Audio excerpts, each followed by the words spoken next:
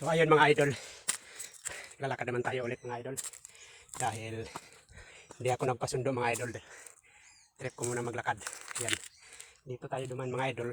Ito yung pinaka-shortcut dito sa bahay ko. Yan. Bahay na namin yan diretso. So kung dadaan ka ng kalsada mga idol, daming ikot pa. Kaya ito yung pinaka-shortcut. Kaya lang talahiban mga idol. Yan o. Puro puno ng ano mga idol.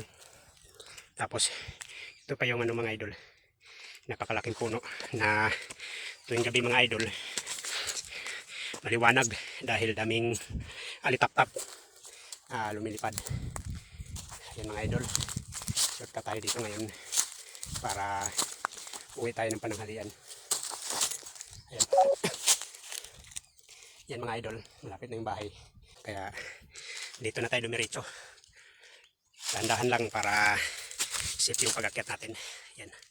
So right mga idol, thanks for watching.